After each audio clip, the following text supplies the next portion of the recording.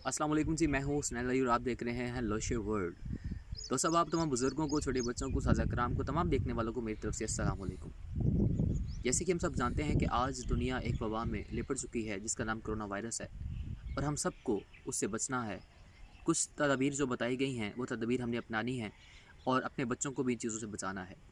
खुदारा सबसे पहले आपसे गुजारिश यही है कि अपने बच्चों को खुदारा बाहर मत निकलने दें, उनको बाहर खेलने मत दें, उनको बाहर इकट्ठा मत होने दें। अगर हुकूमत ने लॉकडाउन किया है, मैं उसका और हम सब मिलकर उसका खैर मकदम करते हैं। ये हमारे लिए बेहतरी है। ना हम मिलेंगे, इकट्ठे नहीं होंगे तो ये वबा आगे फैलेगी नहीं। कोशिश कीजिए खुदारा ना खुद बाहर निकलें, ना अपने बच्चों को बाहर निकालें। जितने दिन आप घर रुक सकते हैं ये आपके लिए बेहतर है, इसको घर में रुकें और इसके ख़िलाफ़ जंग छेड़ें।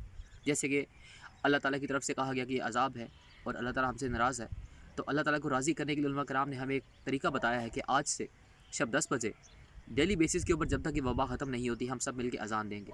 तो मेरी आपसे दरख्वास्त है, आज रात 10 बजे आप भी अज़ान दीजिए, मैं भी अज़ान दूंगा, हम सब मिल के अज़ान दें ताकि अल्लाह पाक के कहर से हम सब बच सकें और अल्लाह पाक को राज़ी कर सकें।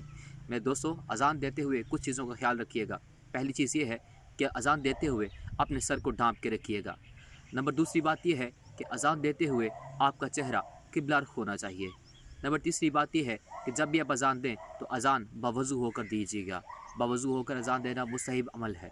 कोशिश कीजिएगा कि आज शब 10 बजे तमाम मुसलमान उम्मत मिलकर अज़ान दे। अल्लाह ताला हम पर और आप पर अपने रहम की बारिश फरमाए, हमसे ये वबा को ख़त्म फरमाए। इसी तरह मेरे साथ रहिएगा और खुदारा अपने बच्चों को बाहर मत निकलने दीजिएगा।